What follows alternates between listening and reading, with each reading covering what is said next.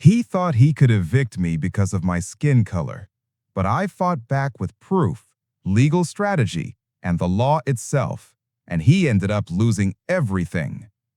Marcus Hayes had rented his downtown apartment for years without incident, paying on time and respecting every rule, until his landlord, Mr. Whitmore, began targeting him with false complaints and threats of eviction the moment he realized Marcus was black.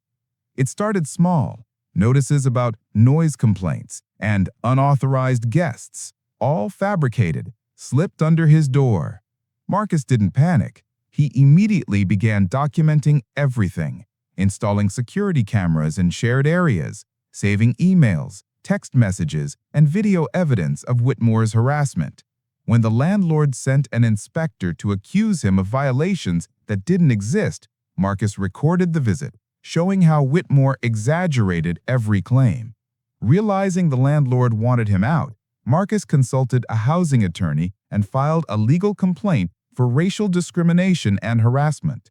Whitmore, confident he could intimidate Marcus, tried to pressure him during a late-night visit, but Marcus calmly live-streamed the encounter from his window, capturing the landlord's threats in full.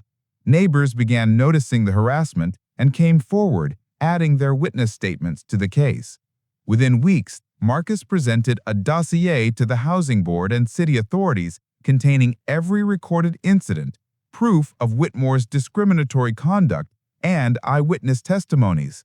The board summoned Whitmore for a hearing, and, under the pressure of undeniable evidence, he faltered, unable to deny the harassment or the racial bias at the heart of his actions. The result was swift. Marcus's tenancy was secured. Whitmore was fined and forced to undergo mandatory anti-discrimination training, and all fines and notices against Marcus were permanently removed. The victory resonated through the building. Neighbors applauded Marcus's courage, many coming forward to share their own stories of subtle racism they had previously tolerated. By the time Marcus walked back into his apartment, legal paperwork in hand, he realized he hadn't just defended his home. He had created a precedent, a reminder that no landlord can wield prejudice against a tenant when the law and evidence are firmly on the tenant's side. Whitmore's authority crumbled entirely, and Marcus's apartment became more than just a home. It became a symbol of resistance, proof that preparation, courage, and strategy can transform even the most vulnerable into an unstoppable force for justice.